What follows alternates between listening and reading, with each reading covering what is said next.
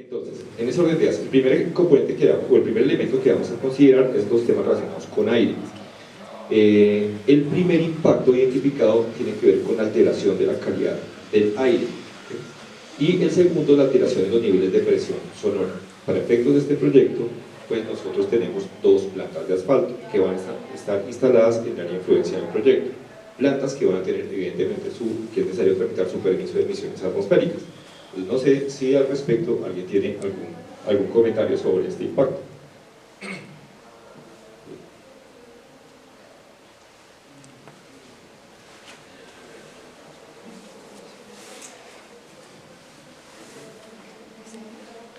¿Tati se escucha? Ok. Entonces, la primera pregunta es, ¿ustedes consideran que el proyecto va a generar alteración de la calidad del aire? ¿Sí? Ok. ¿Alteración de los niveles de presión sonora? ¿Vamos a hacer más ruido que ya hay en Bogotá? Ok. Ese es un impacto previsible y esperado. Entonces, dentro de las medidas de manejo que propone el proyecto es, evidentemente, hacer una instalación de funcionamiento y desmantelamientos dentro de las medidas de manejo está lo que tiene que ver con la instalación, funcionamiento, desmantelamiento de campamentos y sitios de acopio temporal. Eso está planteado porque el objetivo es que el ruido esté asociado a unos puntos específicos. No podemos estar generando ruido por toda la autopista, por un lado. Segundo, tenemos una medida de manejo asociada a las manejos de emisiones y niveles de ruido. Dentro de las medidas de manejo, dentro de esta gran medida de manejo, está, por ejemplo, la instalación de los sistemas de control que son requeridos por norma para que las plantas de asfalto puedan operar dentro de los niveles permitidos. Otro tema tiene que ver con el manejo de los materiales de construcción. En este entran dos actividades, tanto en los sitios de acopio, que tiene que ver con los temas de tapar el material para evitar que por un lado se lo lleve el viento, en este caso que es el material particulado, que pueda alterar la calidad del aire, y por el otro lado, lo que tiene que ver con equipos, que por un lado están los temas asociados a las revisiones técnico-mecánicas, mantenimientos preventivos, mantenimientos correctivos, para evitar que siempre todos los equipos y maquinaria estén operando dentro de la norma y no tenemos más contaminación de la que ya hay en Bogotá. Vale la pena recalcar que la calidad de aire de Bogotá es crítica, es una calidad de aire bastante regular, que la idea no es aumentar lo que ya está en el distrito. Frente a ¿alguna pregunta, comentario, algo que nos haga falta? Ya ustedes hicieron la línea base de la calidad del aire en la zona donde está el proyecto. Sí. Digamos que aquí Bogotá tiene una particularidad, es que Bogotá está monitoreado. De hecho, uno de los puntos de monitoreo de aire del distrito está en el área de influencia. Entonces, uno podría usar esa referencia, la que ya permanece amarilla todo el tiempo. Pero igual, entonces hicimos un monitoreo en 3 puntos. El informe de monitoreo del aire está terminando de evaluación en este momento, precisamente para establecer esos elementos. También es importante resaltar que nosotros estamos en la transición de Bogotá, estamos saliendo de la zona urbana y estamos pasando a la zona rural, que muy pronto volverá, se convertirá en urbana en el distrito. Entonces, uno esperaría que la calidad en esta zona no fuera tan crítica, pero no, resulta que funciona igual que el resto de la ciudad.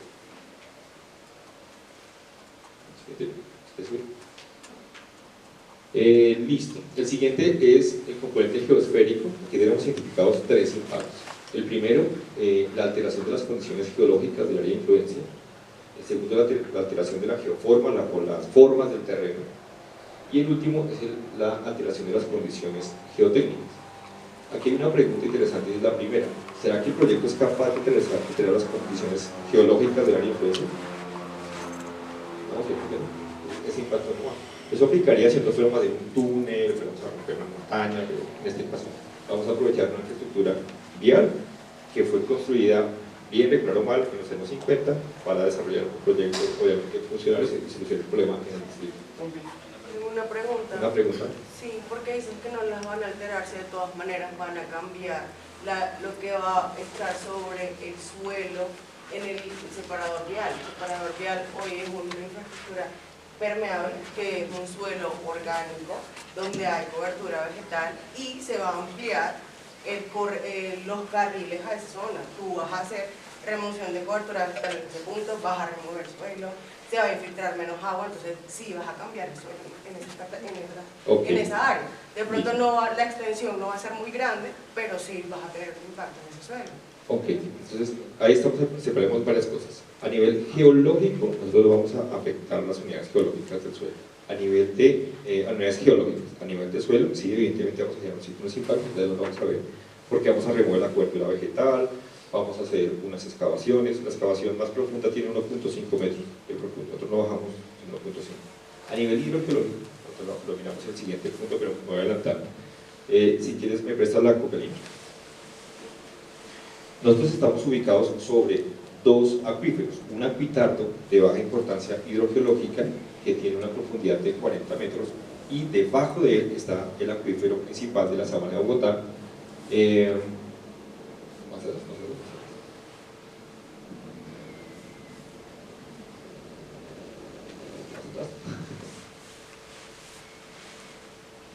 Ahí, baja. Listo. Entonces, miren, esta zona de color amarillo corresponde al acuitardo, que es de menor importancia hidrológica. Este acuitardo tiene una profundidad de 40 metros y está conformado por arcillas, por lodos, por materiales sumamente impermeables. Este acuífero es de baja importancia hidrogeológica y no es aprovechable económicamente hablando. ¿Por qué? Porque la velocidad del flujo del agua en este material es muy lenta. Entonces, el impacto sobre este es mínimo. Ahora, por debajo de este se encuentra el de mayor importancia hidrogeológica, que es el acuífero profundo, que descarga directamente sobre el río Bogotá, que para poder captar agua, ahí es donde están los puntos de captación de agua, hay que bajar más de 40 metros, que pozos profundos de 200 y bola de metros. Entonces el proyecto, una excavación de 1.5, el impacto que va a ser sobre aguas superficiales realmente es mínimo. Sí va a haber un impacto evidentemente, pero es muy bajito, dadas las características de donde estamos. Por un lado. Por el otro lado, el corredor vial es un relleno. Cuando se construyó el separador vial, la autopista, y se construyó Típico, lo que se hizo fue que el material se depositó sobre el material original. Para efectos, por ejemplo, de arqueología, les tocó bajar por todos esos materiales, incluyendo materiales de demolición que fueron ilegalmente dispuestos, atravesar todos esos materiales y poder bajar, no recuerdo, ¿1,5 metros? 1,20, para poder llegar al objetivo. ¿Listo? Entonces, desde el punto de vista geológico, no. Lo otro, sí, pero los impactos son no. Ahora, la geoforma del terreno sí la vamos a afectar, evidentemente, vamos a cambiar esa conformación de ese terreno, independientemente de que haya sido antropizado, pues ese sí lo vamos a afectar. Y las condiciones geotécnicas, pues vamos a tener una vía levantada, entonces hay que hacer unos temas de estabilización para que la vía se mantenga.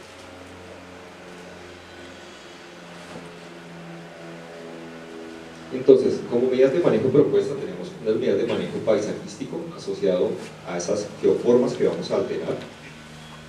Vamos a tener un plan de manejo de taludes para garantizar la estabilización geotécnica de esos puntos en todo el corredor, y vamos a hacer un manejo de la exposición final de los RCI material de excavación. Lo que vamos a hacer es quitar, por ejemplo, ese material que fue dispuesto de forma incorrecta en su momento, por decirlo de alguna manera, y que está ahí en la autopista, incluyendo materiales de demolición que realmente coloca la gente y que hoy en día también los coloca.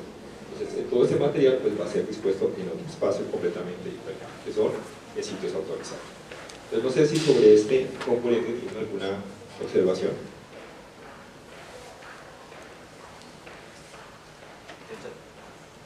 La señora Laura Botero tiene levantada la mano. Dale.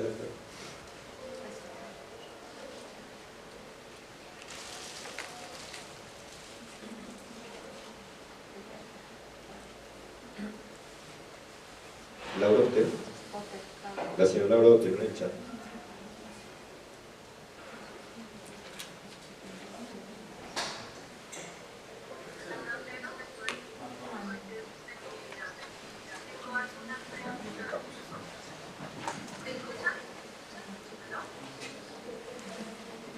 No escucho.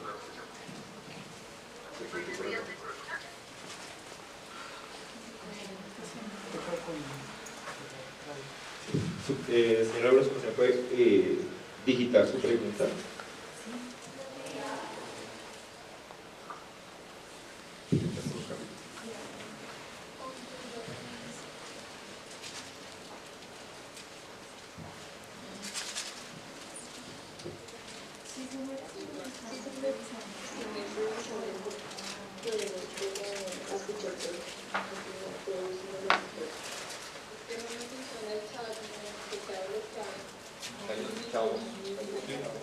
Allá lo escuchamos, allá lo estamos escuchando.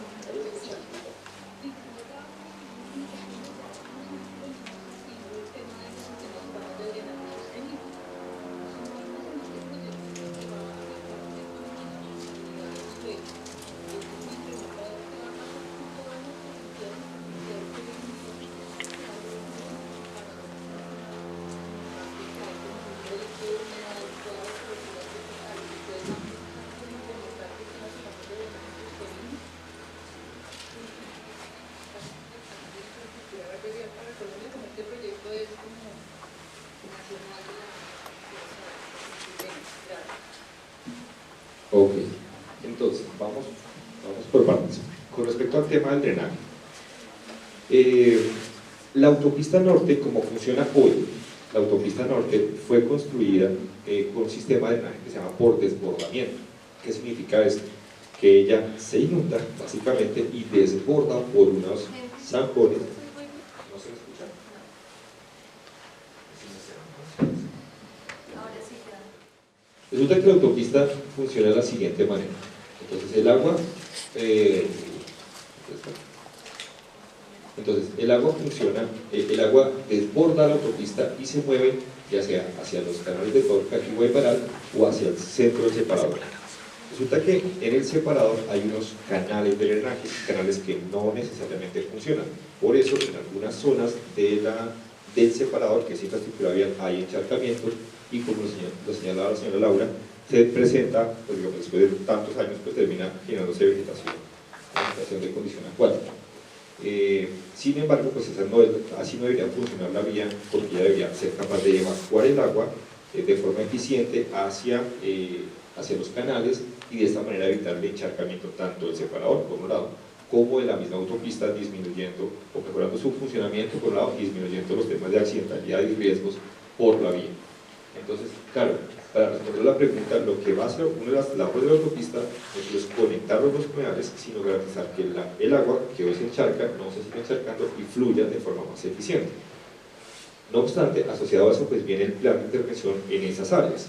Que drene mal y que se haya acumulado el agua durante tanto tiempo, pues no significa que podamos entrar digamos, a afectar esas zonas. Entonces, para eso existe un plan de manejo para la fauna que hay en esas áreas y un plan de manejo para la flora, incluyendo los árboles que puedan existir en esta zona, incluyendo los temas asociados a compensación, que en este caso digamos, se van a implementar. Es importante señalar que no todos los árboles de separador se van a retirar. En la área de separador se van a crear árboles, dado que pues, es necesario dejar un área de protección al lado y lado para el corredor de sitio. Ya que hablaste de eso, ¿cuál es el área? ¿Son 11 metros de lado y lado? 11 metros al lado y lado de Tibito. ¿Quieres no?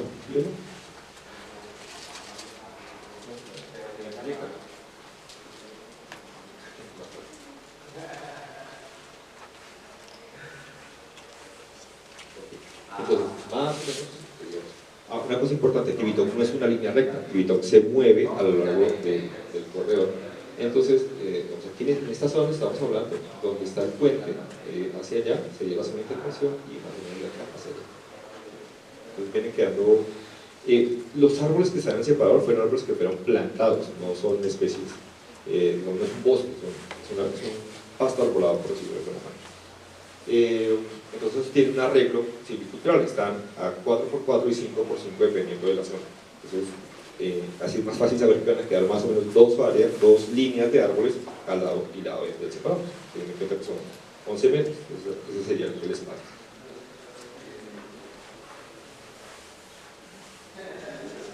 ¿Listo? Listo, profesora. Ahora sí, seguimos con los...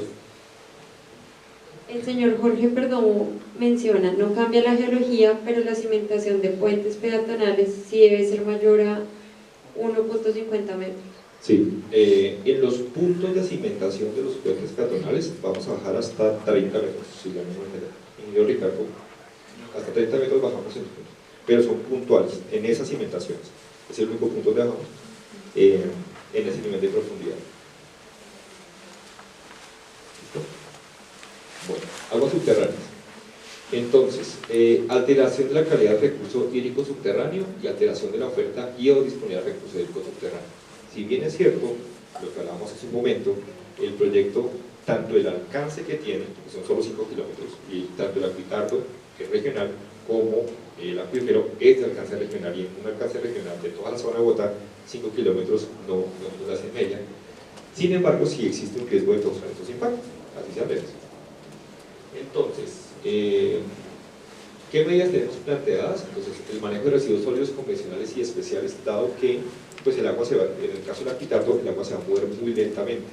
Entonces, de disponer residuos contaminados sobre este tipo de aguas, pues no es una muy buena idea. Manejo de exposición al final de los RCD, entonces ese material se va a sacar de ahí, de hecho es un efecto positivo, vamos a quitar los materiales que se están degradando, hay plásticos, hay concreto, hay una cantidad de cosas ahí que no debería estar ahí. Manejo de los cruces de cuerpo de agua y el manejo de residuos líquidos con registros industriales. Aquí lo vamos a señalar, nosotros no tenemos ni vertimiento en agua ni vertimiento en suelo. Entonces todo eso se va a llevar. Además, recordando el tema de los materiales que están en superficie, son arcillas, son lodos. Entonces pensar que vamos a poder verter en suelo no tiene sentido, porque lo que queremos es una gran piscina de agua que no funcionaría. Entonces no sé si sobre este aspecto tienen alguna pregunta. ¿No? ¿Listo?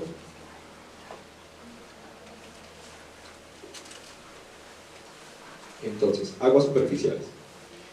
En aguas superficiales tenemos los tres siguientes impactos: alteración en la oferta y disponibilidad de recurso hídrico superficial, alteración de la calidad del recurso hídrico superficial y alteración hidrogeomorfológica o de la dinámica fluvial y el régimen sedimentológico. Esto es porque estamos en... Cuando te refieres a manejo de cruces de cuerpo de agua, ¿a qué te refieres con esa medida? Eso es con todo lo que tiene que ver con los procesos de construcción de las obras hidráulicas, ¿sí? Para garantizar la no afectación o la mínima afectación sobre las dos áreas de reserva. Son listo. Entonces, en aguas superficiales, pues, la pregunta sería: nosotros tenemos potencial de causar esos tres impactos. Todos a la vez. Entonces, si causamos esos tres impactos, ya alteramos la oferta y disponibilidad de recurso hídrico, la calidad del recurso y el régimen sedimentológico. Sí, pero poquito. En teoría, sí. En teoría, sí. Entonces, estos tres impactos, evidentemente, sí son posibles, es decir, sí se van a generar por el proyecto, y digamos que esta es nuestra mayor preocupación, dadas las características que tenemos los ecosistemas estratégicos y de especial sensibilidad para el distrito, que además no son solo áreas de reserva, sino que además son humedales en Ramsar. Todos los humedales del distrito están declarados como humedales de Ramsar. Entonces, antes de ver las medidas de manejo, hay una cosa importante que aclarar, y es que nosotros no tocamos los humedales. Es muy importante. Claro, si quieres, me ayudas con la materia.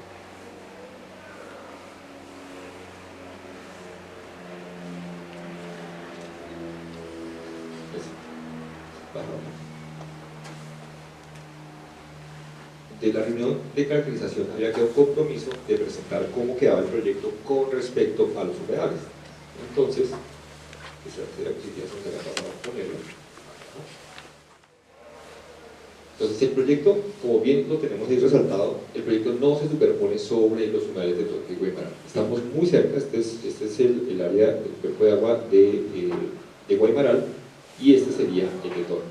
Entonces, nosotros sí nos acercamos bastante, en este punto estamos bastante cerca, estamos aproximadamente el punto más cercano seríamos a 1.5 metros del canal, en este caso de Torque.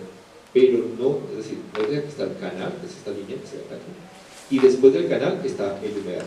Es decir, nosotros estamos a 1.5 metros en el punto más cercano del canal, y el canal es un cuerpo de agua artificial, creado para el manejo de agua, la evacuación de agua, que fue construido en los 90 para evacuar el agua que inundaba el área de Vermenal.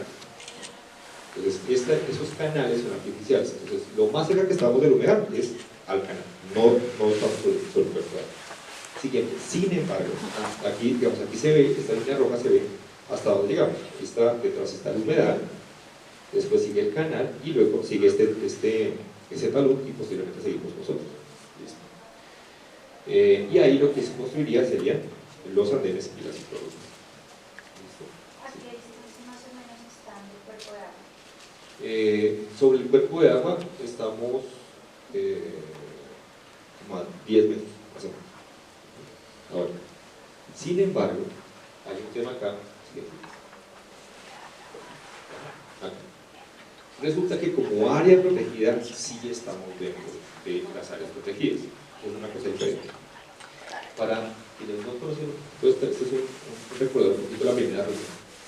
Resulta que el año 97 el acueducto de Bogotá hizo un amofonamiento de los humedales del distrito y él colocó humedales como mojones dentro de la vía, en el separador. Es decir, la vía es parte del área protegida, ya está metida dentro del área protegida.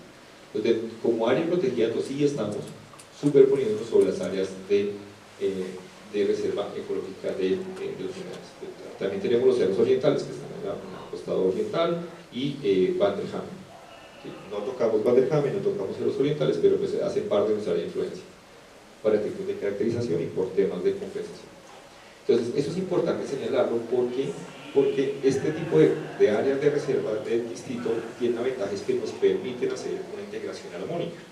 Recuerden que los humedales, por el caso de los humedales de Ramsar, que usamos como ejemplo, tienen una infraestructura que se llama infraestructura para la conservación e incluye las vías. Entonces, el objetivo en esta zona es no tocar el humedal, que ya fue intervenido en los años de los 50, y hacer integración armónica de nuestro proyecto con esta área.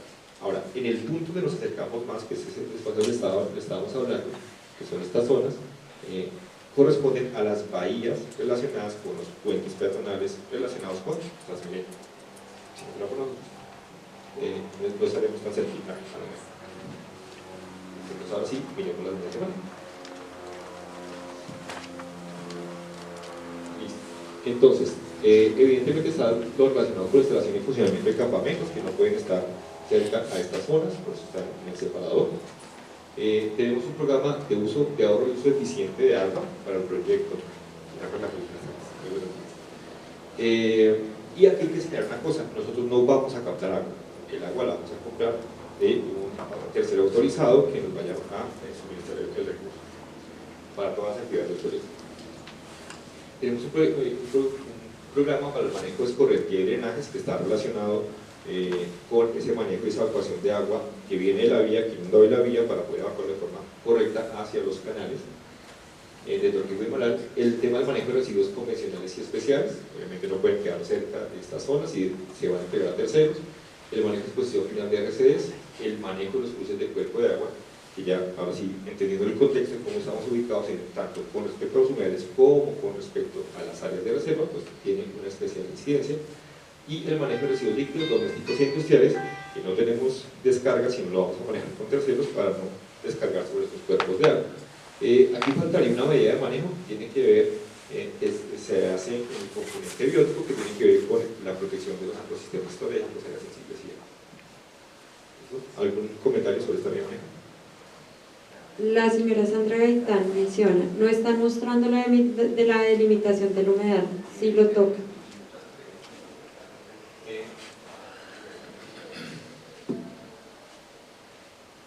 ¿Tú lo quieres añadir?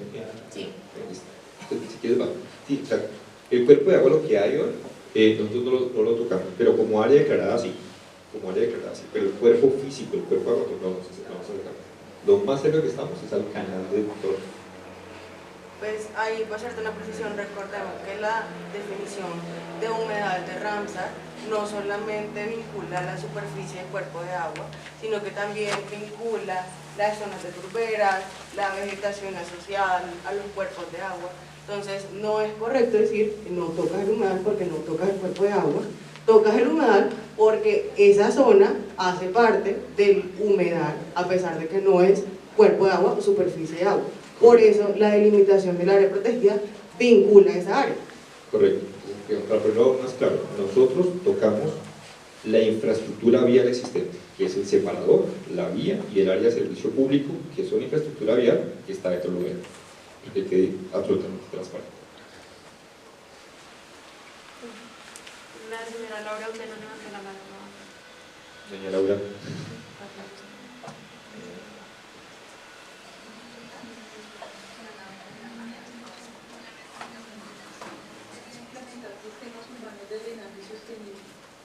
Para mejorar la conectividad hidráulica y eficientar los cuerpos de agua que están regulados.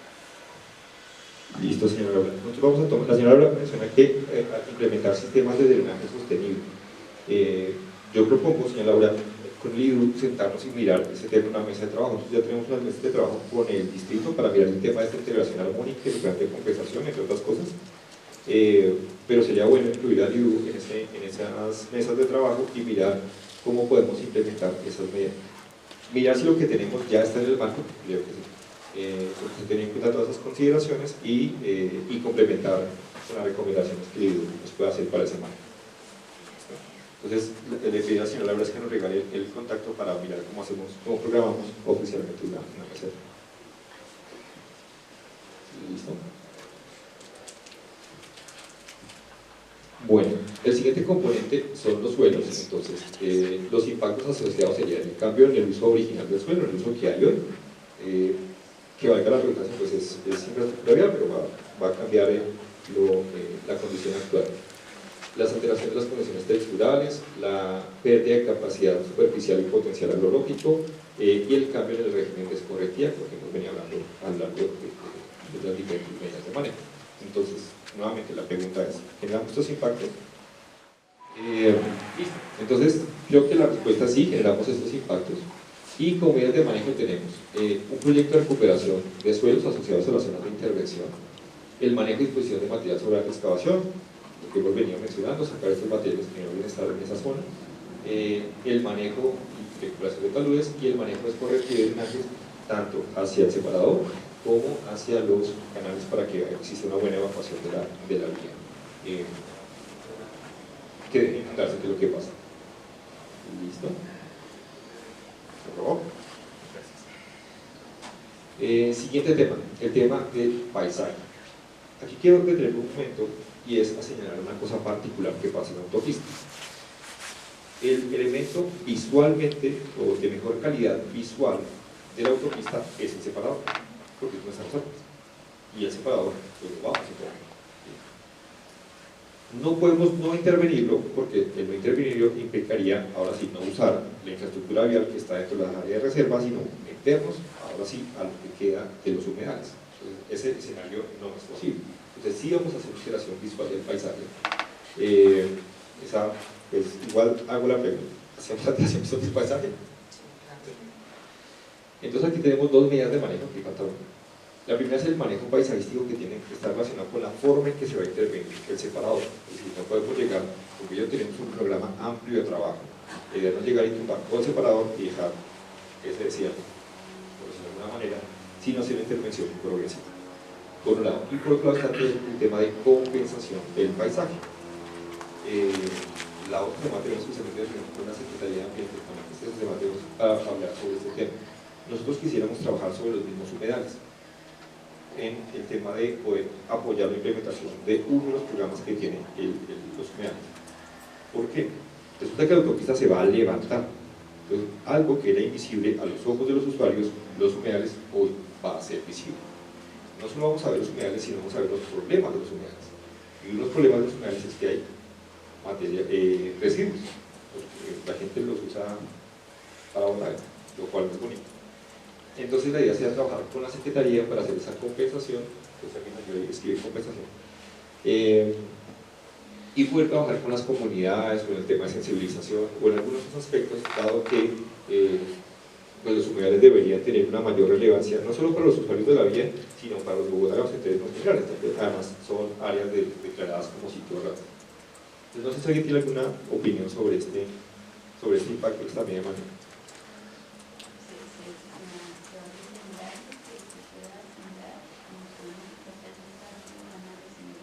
Sí, señora. Sí, entonces vamos a hacer actividades de compensación, donde no las podemos hacer en el separador, porque el separador pues está activito, entonces no podemos, exactamente, entonces no podemos sembrar en el mismo separador.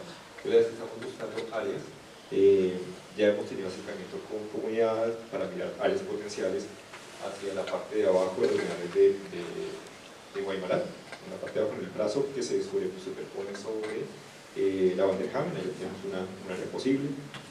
Pero algo sí se podrá compensarlo en el separador, ¿no? O sea, eso va a quedar como un desierto. No, hay que árboles, hay una que no nos quitamos todo. Sí, hay una que árboles. Sí, sí, sí. Deben quedar más o menos entre 2 y 3 hileras de árboles, dependiendo de cómo se unan acá a la vez. Creo que lo que ocurre hoy en la autopista norte, de donde finaliza la concesión hacia el peaje, es más o menos una visión aproximada, aunque hacia nosotros tenemos más de ese árbol, que va a quedar más bonito. Listo, siguiente. Entonces, en los temas relacionados con fauna silvestre, a pesar que estemos en una condición urbana, pues los impactos están relacionados con el cambio de estructura y composición de las poblaciones de fauna silvestre a nivel local. El tema de la disponibilidad y condiciones de hábitat, que lo mencionaba, hoy el separador funciona como sitio de percha para las aves, tenemos purís, tenemos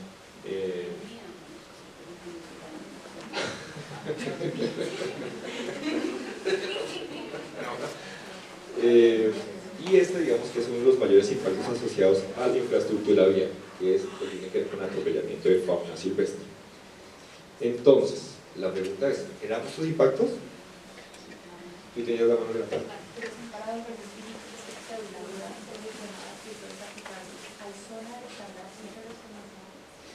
Los acuíferos se recargan de la siguiente manera.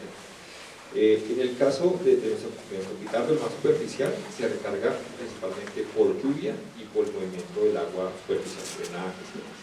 Y el grande, de importancia económica, del cual se surte la zona de Bogotá, se recarga desde las montañas. Entonces las recargas profundas, que no tenemos una fuerte. Okay.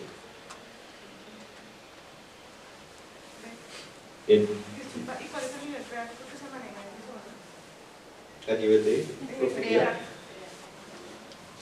Ok, entonces volvemos. El nivel freático, digamos, la condición de humedad de esos suelos es alta, porque estamos en suelos lacustres principalmente. Entonces, estos son suelos de origen, fueron formados por origen fluvial del río Bogotá, por esa red de drenajes que alimentaba o que corría por los cerros orientales, y eso generó una condición de suelos o generó esa influencia. Esos suelos lacustres, que son insectisoles muy jóvenes, con una velocidad de filtración muy lenta. Entonces tenemos suelos que casi siempre están húmedos, encharcados, porque el agua se mueve muy lento. Hay puntos, de hecho, si uno mira análisis o documentos o papers, el nivel de infiltración en algunos puntos es cero, o el momento del agua es cero. Entonces por eso es que no son aprovechables. O sea, sacar agua de esos suelos es muy difícil. Por eso la gente tiene que bajar hasta el siguiente acuífero, que es el que descarga en el río Bogotá directamente, el que mantiene el río Bogotá, que son areniscas, ¿no? Son arenas. Entonces, ese sí es económicamente aprovechable. El otro, ¿Qué es el que dice? Porque está a 40 metros. el primero está a 40 y de 40 hacia abajo está el otro. Si quieres, préstame la cocaína, por favor. Así fueron los exámenes en la universidad, sería chévere. Así son los igualitos, no solo de la pausa.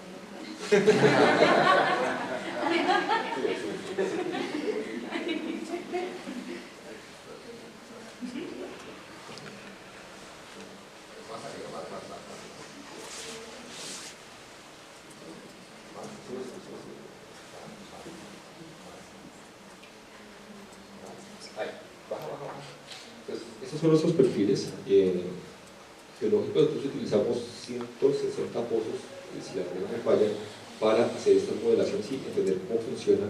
Si quieres sube, baja, sube un poquito, por favor. Entonces, esta es la condición. Voy a cambiar. Entonces, para los que están en pantalla, en la parte inferior derecha hay una figura que se llama perfil regional esquemático. Entonces, la sabana de Bogotá es esa gran mancha gris que son cuaternarios, son materiales muy jóvenes que han venido bajando de procesos erosivos de las zonas de ladera, y hay un cartelito negro que es la autopista. Ese puntito somos nosotros. Entonces, estamos sobre esa condición cuaternaria. Siguiente. Entonces, esa línea, si nosotros vemos aquí al costado izquierdo, los perfiles litológicos que usamos, nosotros hicimos un perfil a lo largo de toda la autopista. Esa línea 1, que es el primer gráfico que está al costado derecho, ese es el comportamiento de la autopista que estaría en la primera línea que estaría en la parte superior. Y lo que vemos justo debajo de ella son estas condiciones de arcillas y lodos que corresponden a ese aquitardo, donde el agua se mueve muy lento. De ahí que existan los humedales, porque eso sirve como recipiente para contener el agua.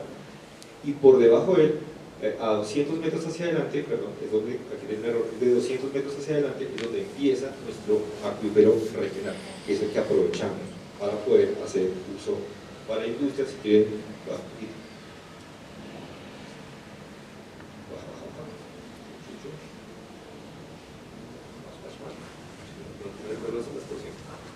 Así que devuelve un momento, aprovechamos, ya que tenemos esa diapositiva.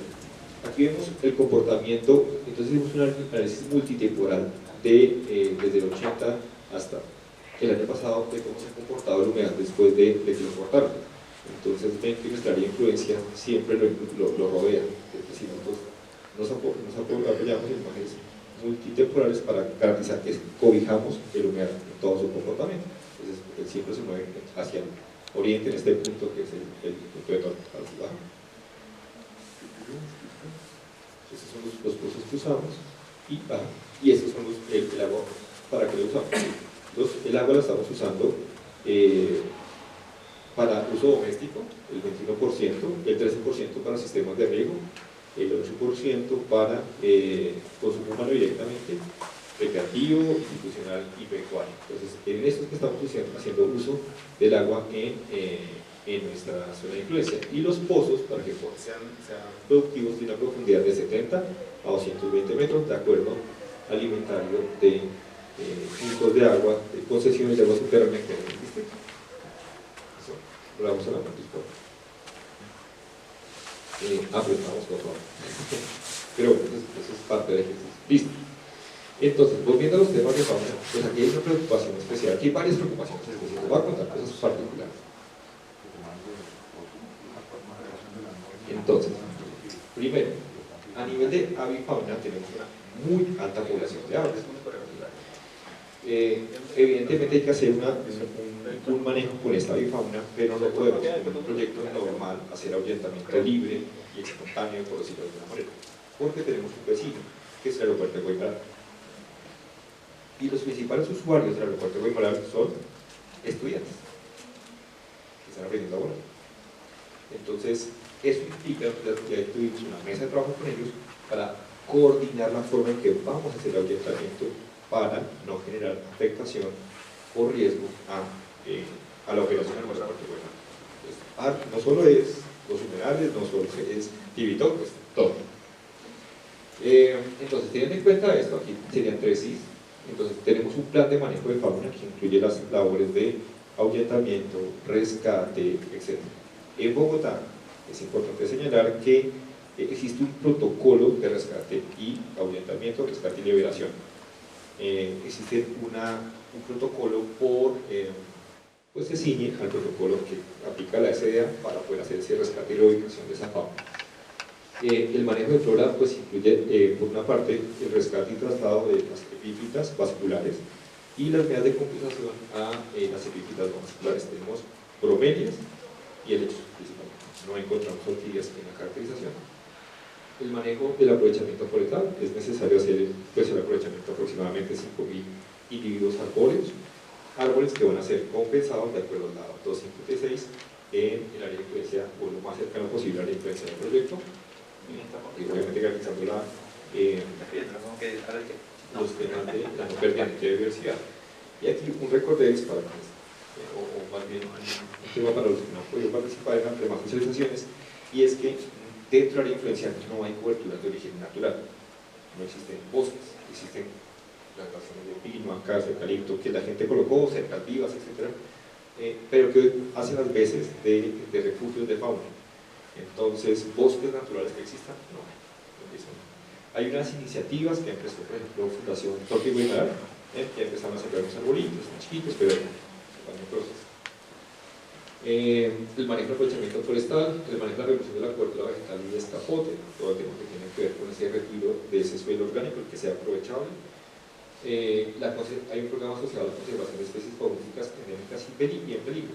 Estamos evaluando en este momento la construcción de 3 pasos de fauna cerca al humedal de Torre. ¿Cuál es la limitante? Aquí este proyecto tiene retos de ingeniería, todos que se pueden mirar. La idea más fácil era pasos subterráneos. Hay un problema, y es que la autopista corre riesgo de anegación, de inundarse. Entonces, si hacemos pasos subterráneos, la preocupación es que se conviertan en trampas y terminemos ahogando la fauna, y eso no lo queremos. La siguiente alternativa son pasos elevados, que los estamos evaluando digamos como pegados, si me permiten la palabra, a los puentes peatonales que quedan en esas mismas 3 zonas. El tema en este caso es el calibre, porque no, digamos, esa infraestructura tiene que garantizar que por debajo pasen los vehículos y no vayan a afectar la infraestructura y por dentro de la fauna. Pero es parte del ejercicio que estamos haciendo en este momento. Conservación de especies faunísticas endémicas en peligro, todo el tema de capacitación, educación y sensibilización, tanto a la gente que trabaja en el proyecto como hacia afuera, hacia la comunidad. Y por último, los temas de revitalización de las áreas intervenidas que nos tienen que ver específicamente con los taludes del proyecto. No sé si hay algún comentario respecto a. Pues la señora Adriana Patiño tiene levantada la mano.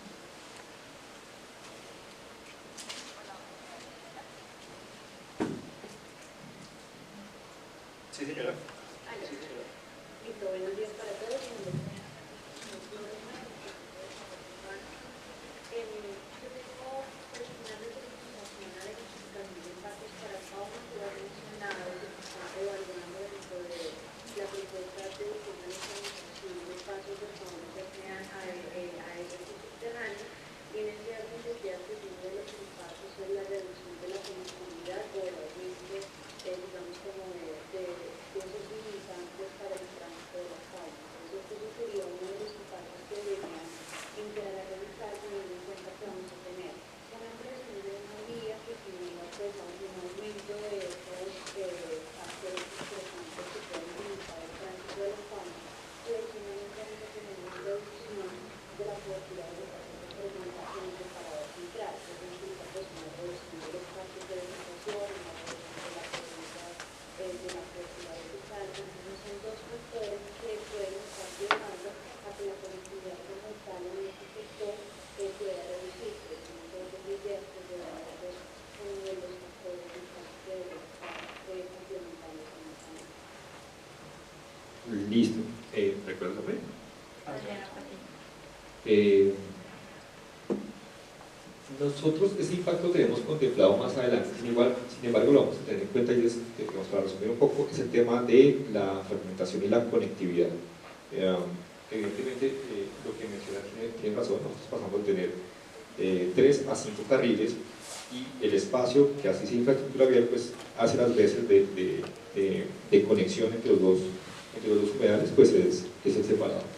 Entonces sí, lo vamos a revisar si está dentro de fauna, o ahorita miramos los temas de cobertura, de vegetación, perdón, que me parece que está incluido, pero ya lo revisé. Para la presentación de fauna, han tenido en cuenta la migración de las aves. Sí, digamos, aquí nosotros tenemos dos temas. Por un lado tenemos todo el tema del listado de especies potenciales, que es enorme, por efectos de estar cercados con estas dos áreas vertederas, que más que bien pues tiene una función de amortiguación de la fauna o de espacio para la fauna, y tenemos el levantamiento de información primaria. Si quieres, miramos un poquito el tema de fauna, sí, pasado.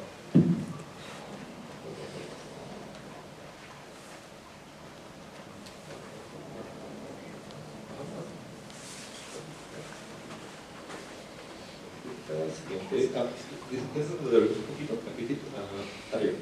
Entonces, esto, digamos, de los hallazgos, estos son de los encuentros en campo. Entonces, tenemos especies endémicas para los Andes a nivel de anfibios y reptiles, la radona sabanera y serpiente sabanera. ¿Sí? Estas las encontramos en separado.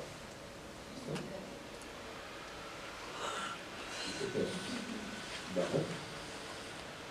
A nivel de mamíferos, digamos que la población más abundante son los curis, que usan el separador como espacio para vivir y movilizarse. Y tenemos un planta que es comadreja, que este también, el hallazgo fue en un separador. No crea que solo la población de fauna vive a las afueras de la vía. Siguiente. Pero la verificación de también del separador, ¿Cómo fue? Sí, señor. Y a nivel de aplicados, entonces, a pesar de ser, digamos, de los tiempos tan cortos para un impacto ambiental, los resultados son contundentes. Entonces tenemos 552 individuos registrados en el inventario, que tienen que ser solo por el monitoreo, 63 especies de aves observadas, 15 órdenes, 30 familias, 4 endémicas, 2 casi endémicas, 2 amenazadas y 9 especies migratorias. Estas son confirmadas en campo, más las potenciales. Entonces, y de este grupo tenemos que tener especial consideración con las de vuelo alto, por el tema que mencioné del aeropuerto Guaymallén. Hay una intervención en el chat del señor Jorge Martínez. No me quedó claro si el proyecto incluye la construcción de la intersección a desnivel con la avenida del Polo, calle 200. Ok, esa pregunta es bien interesante. El proyecto tiene la obligación de diseñar la conexión con la avenida Polo, pero la construcción de esa intersección es responsabilidad de quien construya la avenida Polo. Entonces, digamos los diseños para que garantizar una correcta conexión entre la avenida Polo con la autopista, dadas en unas dimensiones, pero es responsabilidad de quien construya la avenida Polo.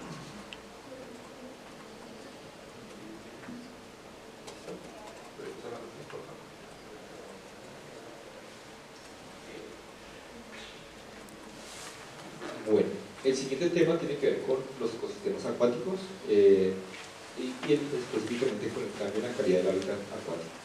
Este es un impacto que así no queramos va a ocurrir. Evidentemente la medida de manejo es diseñando un programa de conservación de estos ecosistemas porque, digamos, nosotros no nos metemos a los humedales, eso es cierto. Sin embargo, nosotros servimos de tránsito del agua que viene del humedal, que va a pasar por obra y va a por un medio de manejo que está asociado al tema de las obras de ocupación de cauce para garantizar el menor impacto sobre los cuerpos de agua. Todos los puntos donde haya ocupación, donde haya, incluyendo los cuerpos de agua artificiales como Torque y Guaymaral, fueron monitoreados y tenemos inventario de la calidad del agua. Físico-química y bacteriológica como hidrobiológica, para ver tema de perfito, fito, ventos, etcétera, etcétera. No sé si frente a esto tiene algún comentario. Sí hay peces. Nosotros, cuando hicimos el monitoreo, de hecho la vez pasada nos preguntaron sobre peces y sobre murciélagos. Sí hay en la influencia, pero sí, peces sí. No los encontramos, pero sí. Pues hacen parte de estos espacios. Ahora sí, por la vegetación, pues tenemos Las ocupaciones de cauce son sobre los cuerpos naturales o también sobre los cuerpos. están las ocupaciones sobre los cuerpos de agua, los que son naturales, las quebradas, que pasan la autopista, porque tenemos unos cuerpos de agua que no pasan la autopista. Unos porque llegan a los humedales, otros porque los desvían en algún momento y en la cartografía aparece, pero en la autopista no está. Y están los canales. ¿sí? Las ocupaciones más grandes están asociadas a los canales, a los cuerpos de agua artificiales. Y esos cuerpos de agua también los monitorean. Entonces, para monitorear exactamente. Y para la medida de manejo, pero como permiso, en principio no necesitan porque son artificiales. Ok, entonces estamos en la vegetación, entonces tenemos cambio en la composición florística, estructura mineral de la cobertura vegetal, así sea categorizada, cambio en la abundancia de las especies de flora silvestre, cambio en las poblaciones de especies de flora silvestre con una amenaza y alteración en los ecosistemas estratégicos sensibles y áreas protegidas. Ahora, para atender el comentario sobre fragmentación, no sé si estos 4 impactos engloban el tema de conectividad o si incluimos el tema de conectividad como un impacto independiente. No sé si les salió una introducción. Eso fue relacionado con la pregunta que hizo Adriana, que es como bióloga, sí. La pero sí, esos impactos, la pregunta es, ¿ocurren? Sí, todos. Ok, ¿qué medidas de manejo vamos a implementar entonces? Manejo de remoción de la cobertura vegetal y escapote. Vamos a implementar, evidentemente, lo que tiene que ver con el manejo de flora, manejo del aprovechamiento forestal, revitalización de las áreas intervenidas y el programa de conservación de ecosistemas estratégicos sensibles y áreas protegidas, pues no solo incluye el componente acuático, sino también incluye ese componente de la afectación o la reducción de esa zona verde, que hoy es un separador de la ecosistema. Nos está evaluando efectos en conectividad, estructuras y operacional. Sí, entonces lo manejamos no como los temas de fragmentación de coberturas vegetales, porque no aplicamos, porque son coberturas naturales, pero sí como conectividad para la fauna. ¿Sí?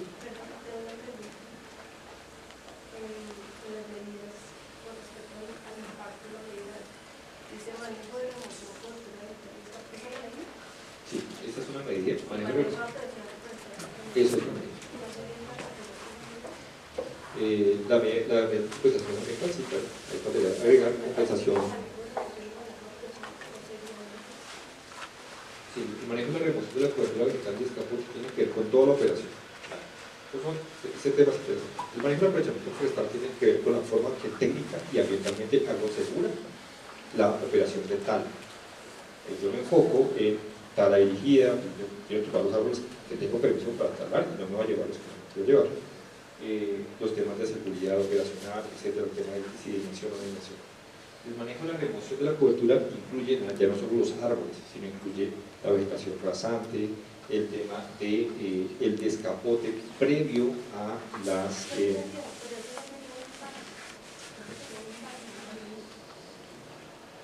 no te siento. Sí.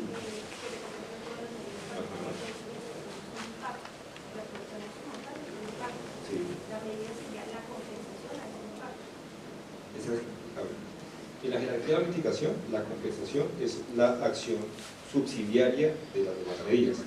La manejo de remoción de la cobertura vegetal y escapote, manejo de aprovechamiento forestal, hacen parte de las 3 primeras categorías. Aquí faltaría sumar el plan de compensación. O sea, la medida de compensación es una más del paquete, porque si no, estaría omitiendo la prevención, el controlar, el mitigar. Y no puedo limitarme solo a compensar, tengo que hacer todo el paquete completo. Entonces, sí, aquí nos falta agregar el plan de compensación o las medidas de compensación que incluyen, nuevamente, es necesario que para todas, incluyen la compensación por aprovechamiento forestal, la compensación por paisaje y la compensación por prestaciones especiales en categoría de bien. ¿Eso?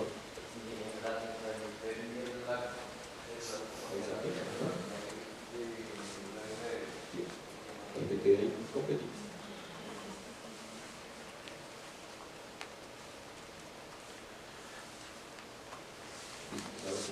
Ahora sí, creo que hacer un paquete de proyectos, obviamente lo y entonces nos faltaría incluir una medida de compensación para conectividad de fauna. Ahora, la pregunta interesante para la bióloga es ¿qué medida de manejo podríamos implementar para el tema de fauna? De conectividad. Tenemos una de los pasos de fauna. Tengo una pregunta general, ¿por qué no agregas o no se especificó el manejo de las epífitas? Porque dices manejo de córtera vegetal, aprovechamiento forestal, pero no mencionas a las epífitas. Está en flora, pero sí que lo desglosamos. En flora incluye epífitas vasculares y más. Es todo el paquete. La señora Adriana escribe o barreras vivas. Barreras vivas para que no pasen la fauna. Una responsabilidad, ¿no? Suena interesante. Barreras vivas. Para manejar el impacto de conectividad. Miremoslo. Sí, no sé. igual lo vamos a revisar. Porque hay un tema asociado y es que nuestra área de trabajo es limitada. Pensar en que vamos a poner las barreras vivas se nos complica. Para disminuir aullamiento. Ahuyentamiento. Aullamiento. Perdón, atropellamiento. Atropellamiento. Ok. Para reducir la conectividad, que no haya tanto tránsito de especies o de especímenes, se reduce el atropellamiento, pero eso va encaminado a otro impacto distinto al de conectividad. Lo estoy pensando en borrador en un primer momento. No, porque igual usted puede hacer una barrera viva para dirigir, para conducir el movimiento de la fauna hacia el paso de fauna. Puede ser una medida complementaria al paso de fauna. Sí, sí, Ahora, verdad. una cosa importante es que hoy, digamos que las estructuras que sirven para el paso de fauna son los box culvert que están construidos. Entonces, esa infraestructura, digamos que vamos a seguir aprovechando para el manejo de fauna. Y sí, digamos que es posible diseñar una estrategia para conducir la fauna hacia estos espacios, que es parte del análisis que estamos haciendo de si los pasos elevados están pegados, no hay una mejor opción, pegados a los puentes peatonales.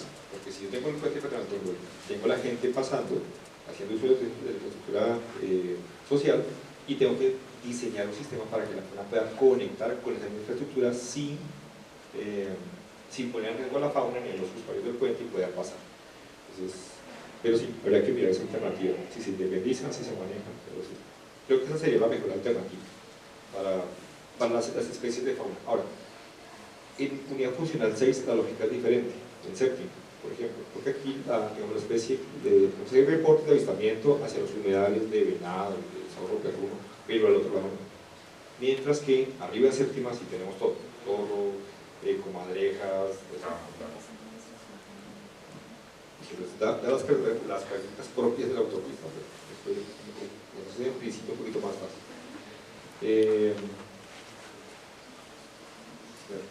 Ahí está, ahí. Listo, entonces vamos a hacer un break corto de 15 minutos para necesitamos un refrigerio. Nuestro programa de ecosistemas estratégicos sensibles y áreas protegidas de mantener una señalética para presencia de fauna y para presencia de los humanos.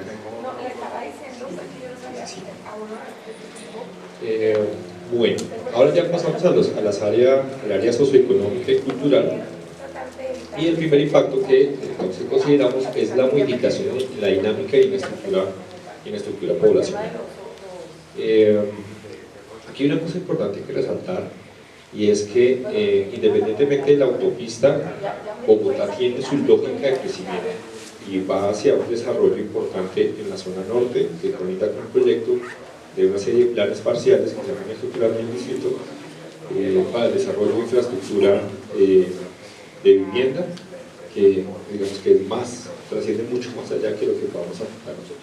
Ahora, igual, la mera existencia del proyecto pues, seguramente generará este impacto, no tendrá la misma trascendencia, pero seguramente sí.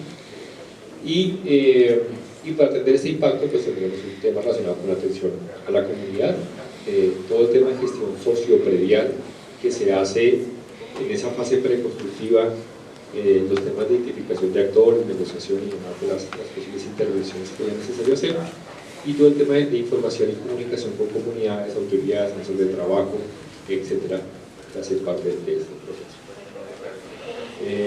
El siguiente tiene que ver con las actividades económicas. Muchos de esos impactos en este caso terminan siendo positivos. Entonces, modificación en la dinámica laboral, se necesita mano de obra para el proyecto, evidentemente. Una modificación del valor de la tierra, dada la mejora de la condición de operación de la autopista norte. Una modificación de las actividades económicas y de su infraestructura asociada. Y aquí es importante mencionar que en la autopista tenemos vendedores ambulantes, por ejemplo, hay establecimientos comerciales, tenemos centros comerciales, tenemos inclusive demás que operan en el área de influencia, y modificación de la oferta de bienes y demanda de servicios que incluye, entre otros, las redes que ocupan, porque digamos que hacen parte hoy de ese correo. Entonces, volviendo a nuestra dinámica, entonces la pregunta sería, ¿nosotros generamos impactos asociados a eso? Algunos positivos, por ejemplo, el tema del valor de la tierra, el tema de generación de empleo, esos son impactos positivos para la influencia.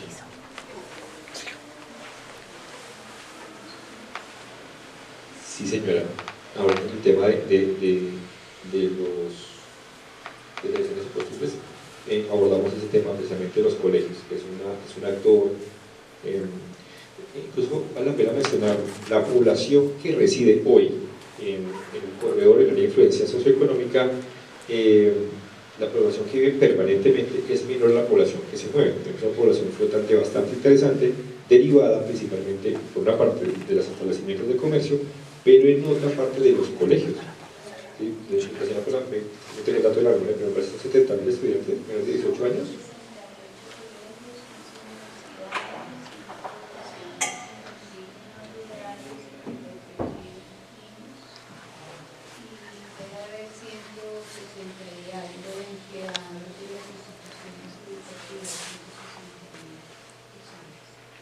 Entonces la población de colegios es una población interesante, tanto la que está dentro de esa zona de influencia como la que está por fuera, que no la abarcamos.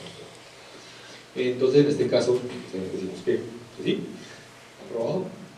Ok, entonces, ¿qué programas tenemos acá para el manejo de estos impactos? Está el tema del programa de información y divulgación del proyecto, está el programa de gestión sociopredial, está el programa de educación y capacitación de vinculación al personal vinculado al proyecto, y tenemos igual el programa de información y comunicación a comunidades y autoridades locales.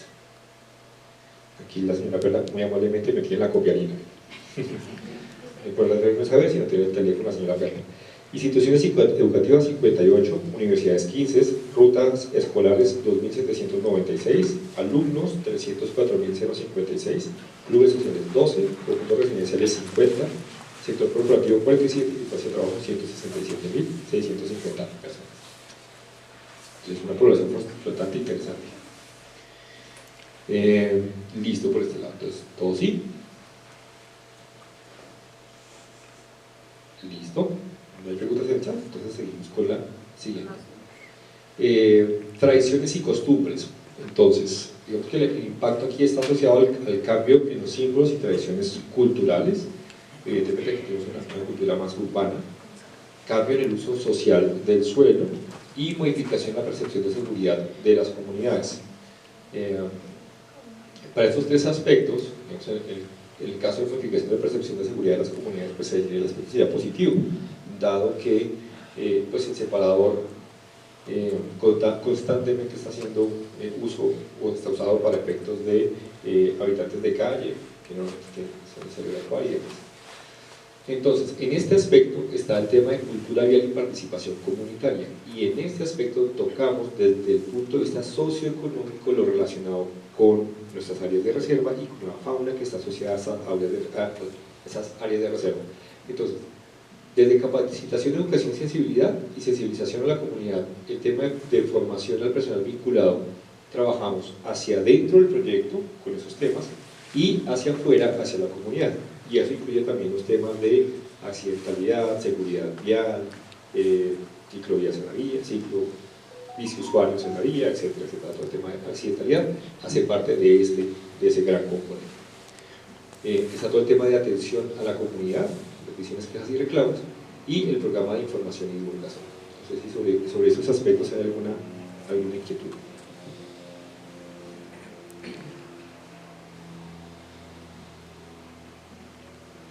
¿En el chat? No. Ok, entonces aprobamos que todo sí. Y pasamos a la organización comunitaria.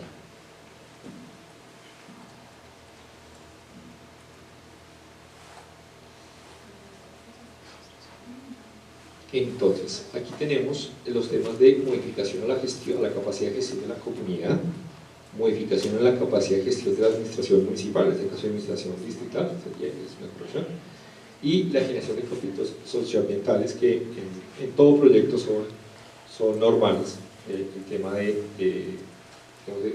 estos encuentros de posiciones diferentes y que es necesario conciliar. Entonces, ¿esos impactos ocurren? Sí, hacen parte de la cotidianidad del proyecto. Para eso entonces tenemos el programa de atención a la comunidad, el programa de gestión sociopredial, que en parte para las áreas de intervención directa, donde se van a hacer la compra de predios, pues está muy relacionado con la gestión de conflictos socioambientales. El apoyo a la capacidad de gestión institucional, donde entran actores como los que mencionaba la señora Perla, los colegios y demás, ese proceso de articulación, esas mesas de trabajo conjunto, la atención a peticiones, quejas y reclamos, y la compensación por daños ocasionados por la fase constructiva del proyecto, que hace parte de la gestión normal. ¿Hasta ahí alguna inquietud? ¿Alguna que se me escape? No sé, como aporte, si también entraría el tema de capacitación a las comunidades aledañas al proyecto como actividad de... ¿En organización comunitaria? Sí, en el entendido de que se modifica la capacidad de gestión de la comunidad, pensaría que ahí estaríamos también... El tema de capacitación del proceso de sensibilización. Ok. En el de organización comunitaria. O no sé si lo dejas solo arriba. No, me parece que está bien manejado. Doctora Joana. ¿Aprobado? Yo quiero que me hagas un favor y me aterrices un poco ese impacto del cambio en el uso social del suelo. Ok, esa es la forma en que la gente usa o aprovecha el suelo, ¿sí? En este caso, ese impacto es positivo.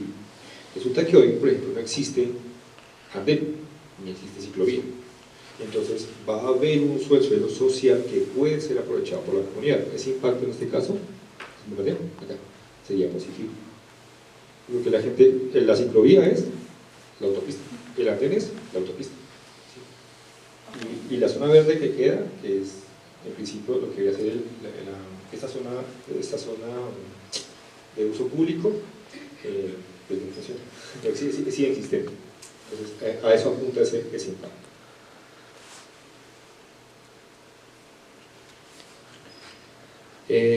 Listo, el siguiente serían servicios públicos y sociales, modificación de demanda y oferta de servicios públicos y sociales, y la modificación de movilidad vial, infraestructuras, seguridad y conectividad, tanto para las personas que viven como para quienes usamos la autopista norte, incluyendo la población flotante. En este caso, digamos que tendríamos dos realidades para hacer una apreciación con la preocupación que tiene la señora Perla. Una cosa es la realidad constructiva y otra cosa es la operación.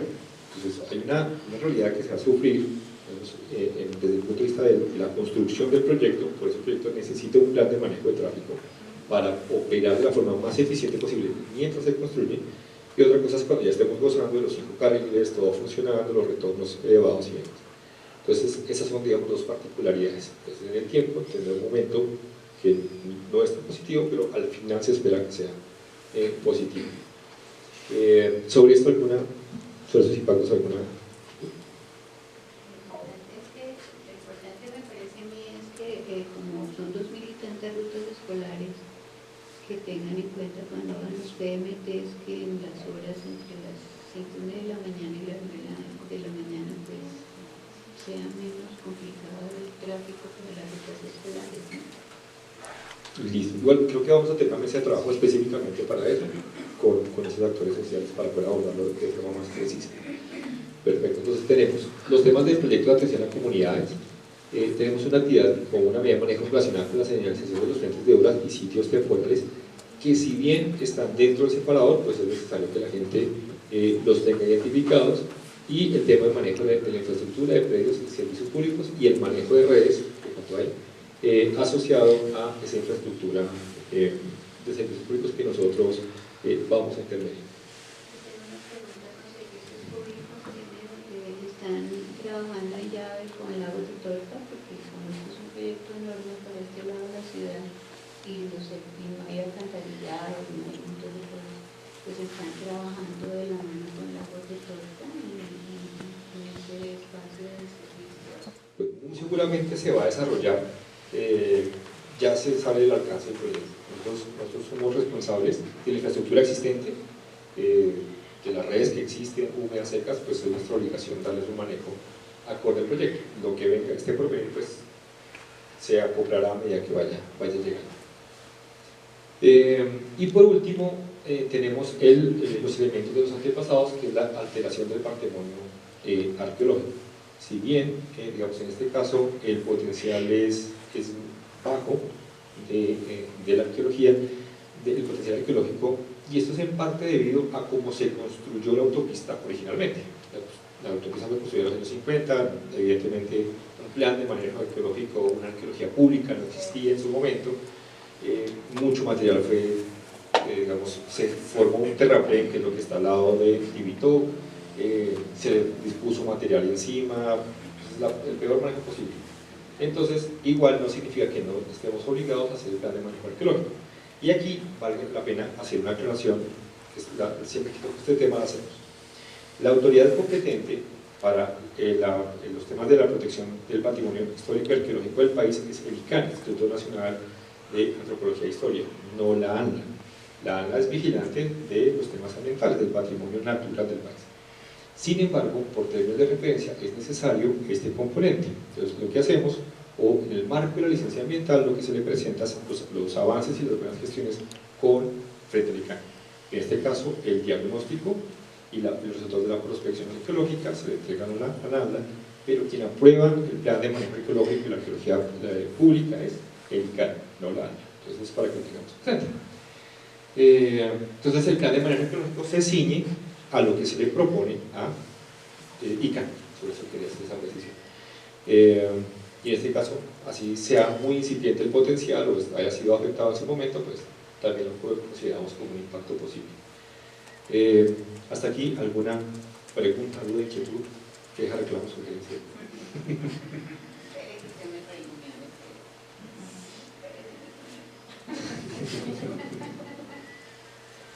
Con cariño, señora, pero bueno, entonces, no sé si queda algún punto, algún tema en el chat. ¿No? Pues bueno, con esto entonces cerraríamos este primer taller de impactos, que es el taller de impactos que fue enfocado más hacia el tema de agregaciones, instituciones y demás. Repetirla de nuevo las fechas, el 4 en una semana, 4 y 5, 4 en Huaycaní y 5 en Pervenaldos. Entonces, en los salões comunales, con las comunidades, sí señor. La presentación queda disponible en la página web para que pueda ser descargada todo.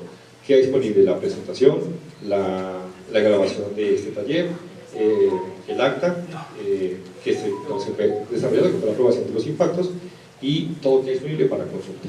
¿Listo?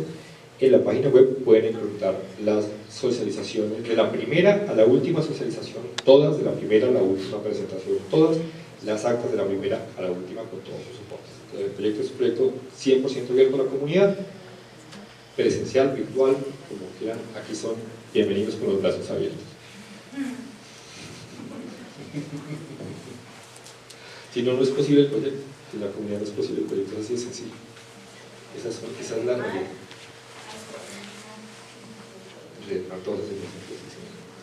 Bueno, no siendo más, entonces muchísimas gracias por su tiempo. Sacar tiempo en Bogotá no es fácil y les deseo un muy feliz día a todos.